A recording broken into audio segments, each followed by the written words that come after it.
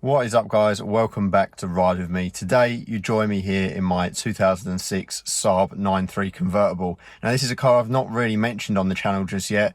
Let's be honest, going from these sort of quick Volkswagen Audi group cars into some sort of cheaper project cars, it's a bit of a transition, but it's something that I'm excited about, to actually own some cars and to actually tweak them and do a few bits of them. So yeah, I'm gonna have a full video of this car, including a review and a tour, walk around, all the rest of it, and talk a bit more about it in another video. But before we get onto that, there's a few issues with this car I want to try and get sorted out. So there's going to be a couple of videos rolling out on bits that I'm doing to it, and today I really want to tackle the steering.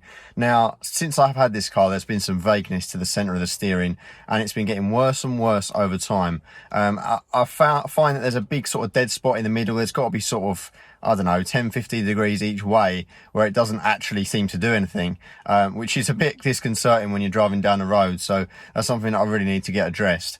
Now, I've been doing my research online, and it seems as though it should be the universal joint, which is at the bottom of the steering.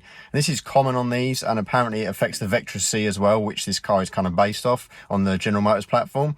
So I'm going to be taking a look at that today. Let's see if it is that part, and if so, let's crack on replacing it. That gives you an idea of the degree of play in the steering in the centre, and obviously that's not ideal when you're driving along because there's that much play before you actually interact with the power steering. So you're driving down the road trying to go straight, and there's that much variation before you actually interact with anything, which means you're constantly having to make small adjustments. So obviously that's not good, and that needs to be replaced. So you can see here, as I'm actually driving down the road, how it affects the driving experience. There's quite a lot of variation in the centre there, and it's quite violent at times. So you can see at the bottom of the screen here the joint inside the engine bay. So there is definitely loads and loads of play there. You can see how badly it rocks back and forwards just pulling on that joint, so at least I know it's that. So a quick search on eBay, I found brand new replacement parts for about £160, but I found this great seller who sells refurbished units for $99.99 and even provided me with some pretty clear instructions on how to fit the part. So underneath the steering column here you can see that there is an access panel with one torque screw. So let's get in here just using a trusty ratchet screwdriver to see what's what. And this panel comes away, and in here you can see, if I get right in there, that there is the steering joint. Problem is here there's limited access to the bolt, but if we turn the wheel slightly that should make things a lot easier. So let's do that first.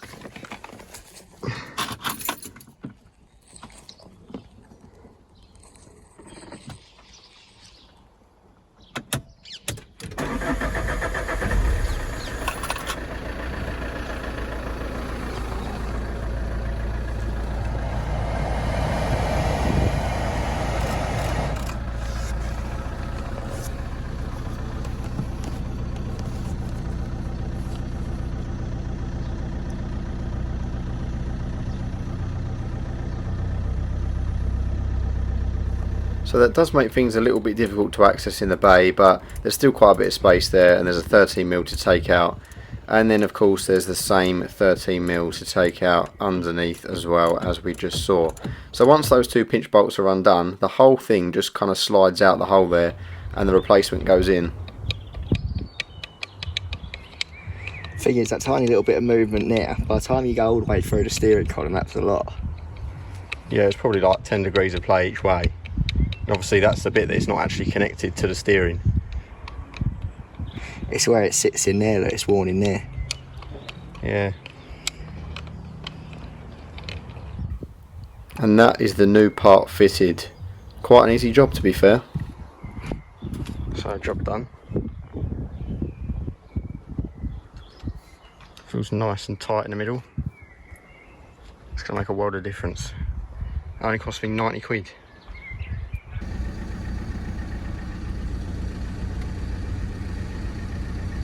That is well and truly sorted. So that was quite a quick and easy job, as it turns out. It only took about 15 minutes and it made such a difference to the car. It's absolutely transformed the way it drives, and I thought it was only fair to get that fixed before I actually go out and do a proper review of the car as well. So I do expect that in the future, and there is a few other things I need to fix on the car as well, which I will be documenting along the way. I find it quite interesting watching this style of videos. I often watch people fixing up, you know, old scrappers, and it's good fun. So a bit more of this as well as the newer stuff. So yeah, like I say, I haven't really introduced you guys to the Saab yet. It's something I bought as a temporary car just to kind of tide me over, but I've had it for a while now, and I intend to keep it until I find something that I'm going to really enjoy. So I have liked the car throughout, and you'll see that in the review that's coming up. But first, there's going to be some videos on fixing some really awkward stuff. So thanks for watching. Please stay safe. Like, subscribe, all that good stuff. Thanks for your support. You know, the channel's growing every day, and I really appreciate all the comments and all the support, all the shares, everything you guys are doing to actually kind of make this work for me. And I really look forward to getting some more interesting content out there for you guys. So any suggestions or anything you'd like to see, please feel free to leave that in the comments as well. Thank you so much for watching, and I'll see you in the next one.